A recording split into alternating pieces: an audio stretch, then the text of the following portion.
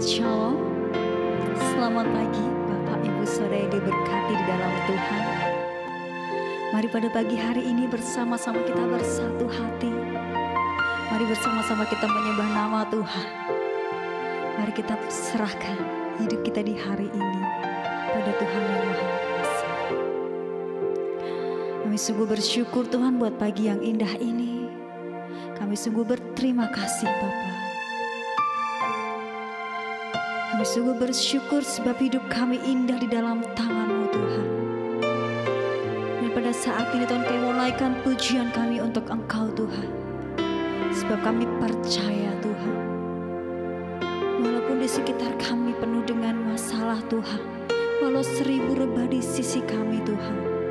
Tapi Kau akan tetap selalu menolong kami Yesus. Yes God. Tiada pernah ku ragukan kasih setiamu ya Tuhan. Setiap waktu dalam hidupku tak pernah Kau tinggalkan. Meski langit tampak suram, awan gelap pun menghadang,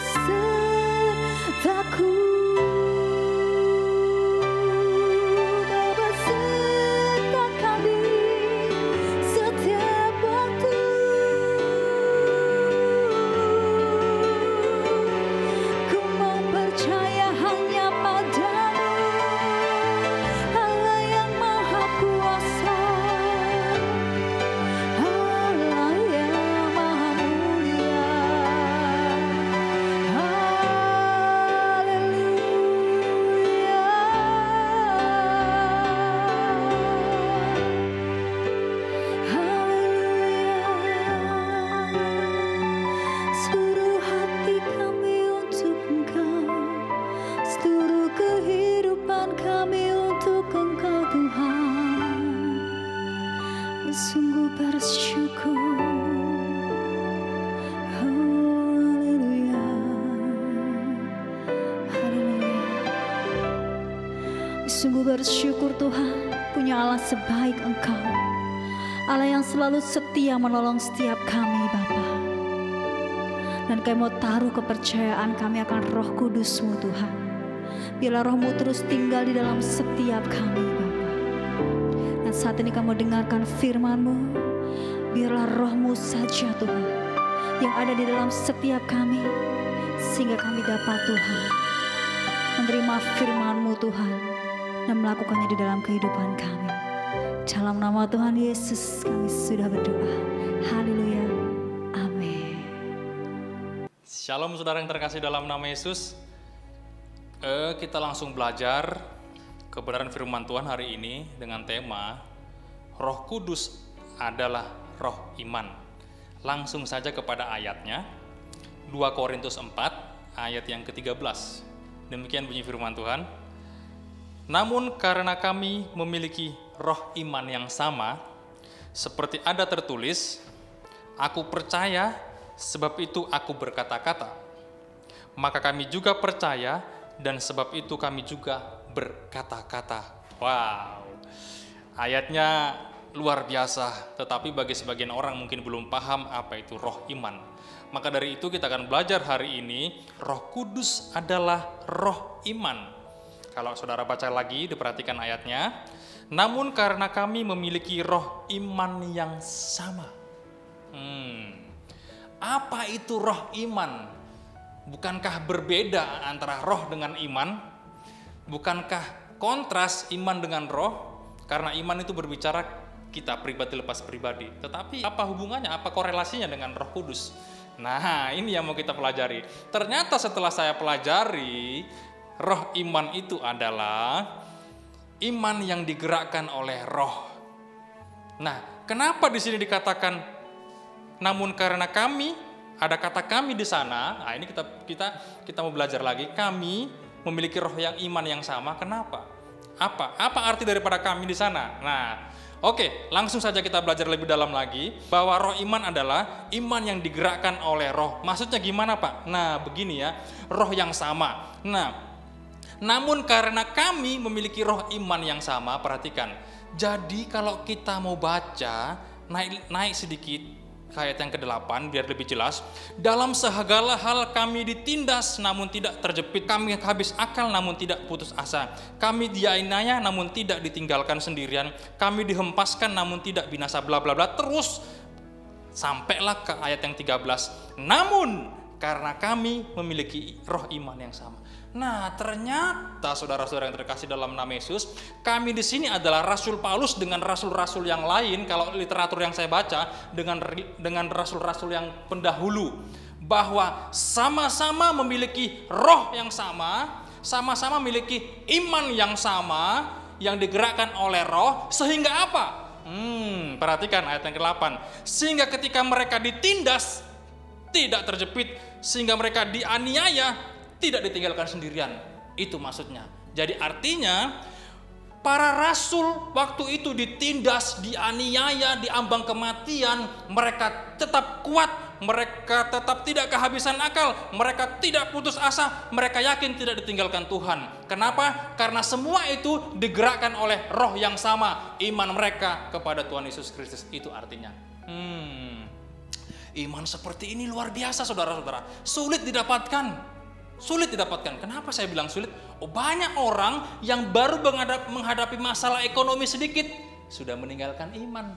Ketemu dengan orang yang mungkin menjanjikan hidup lebih baik meskipun beda keyakinan, sudah meninggalkan iman. Itu loh. Tetapi iman di sini, roh iman di sini, para rasul memiliki kekuatan iman yang powerful, luar biasa.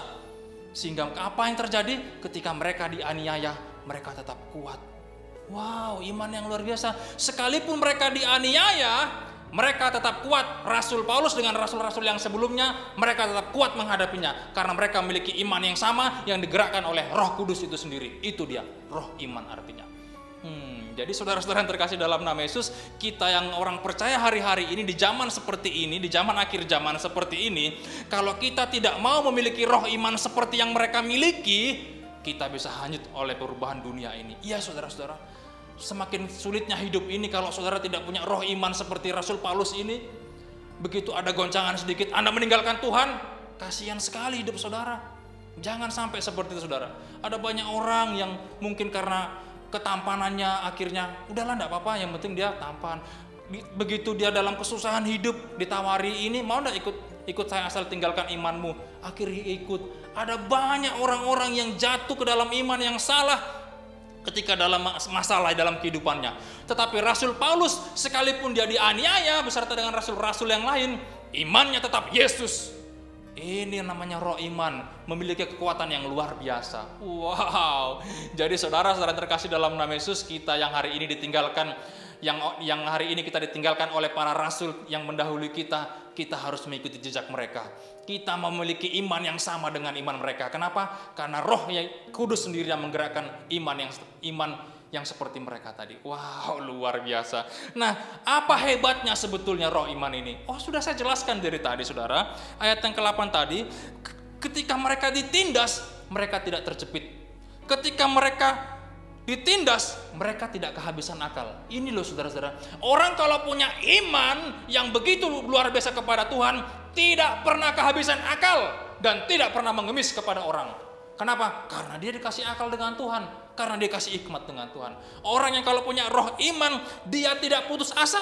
Perhatikan ayat 8. Dalam segala hal kami ditindas, namun tidak terjepit. Kami habis akal, namun tidak putus asa. Ini roh iman itu begitu luar biasa. Orang Kristen harus punya ini. Kenapa? Tidak gampang putus asanan. Wow, luar biasa saudara-saudara Yesus. Luar biasa saudara-saudara kasih Tuhan. Orang yang memiliki roh iman, dia tidak gampang putus asa.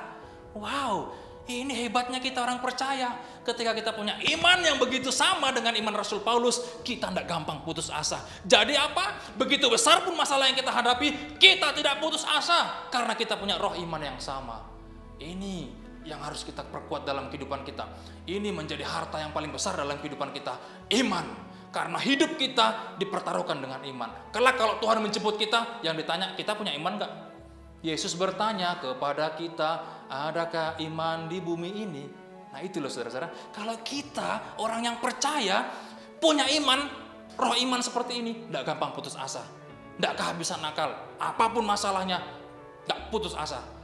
Bahkan dianiaya sekalipun, para rasul menteles wae, wes katam dia, tetap gondel Gusti. Nah, kita sebagai orang percaya, mari saya ajak kita semua dimanapun saudara berada, kita terus datang kepada Tuhan, terus kita kerjakan kehidupan kita, supaya apa? Supaya kita jangan gampang lokro, nggak gerantes. Orang kalau punya roh iman itu, status di Facebooknya juga berbeda, nggak gerantes-gerantes, status di grup di WA, nggak gerantes, nggak sedih-sedih, enggak. Statusnya kayak orang-orang putus asa, kayak kehilangan harapan. Enggak, orang yang punya roh iman enggak putus asa, enggak kehilangan harapan, yakin. Oh yakin loh, kenapa Rasul Paulus bilang enggak putus asa? Perhatikan ayat yang ke-14. Karena kami tahu bahwa ia yang telah membangkitkan Tuhan Yesus akan membangkitkan kami juga. Itu loh orang punya roh iman. Mereka tahu kami kelak akan dibangkitkan. Enggak gampang ngelukur, enggak gampang putus asa. Oh ini roh iman yang luar biasa. Nah yang terakhir, bagaimana cara memilikinya? Ini yang paling penting. Nah gampang saja. Naik ke ayat 1. Ayat 1. Jawabannya di sini semua. Ayat 1 ya, perhatikan. Oleh kemurahan Allah kami telah menerima pelayanan ini. Karena itu kami tidak tawar hati. Itu. Jangan menjadi orang yang tawar hati. Mungkin saudara hari-hari ini merasa ditinggalkan Tuhan. Mungkin saudara hari-hari ini doa saudara tidak dijawab Tuhan. Mungkin saudara hari-hari ini sepertinya Anda terjepit. Maju kena, mundur kena, ke kanan ke kiri kena. Tetapi mau saya katakan, kalau Anda ingin mendapatkan roh iman, jangan pernah tawar hati dalam hidup ini. Karena ayat ke-14, Tuhan akan membangkitkan kita bersama-sama dengan Dia. Tuhan Yesus memberkati.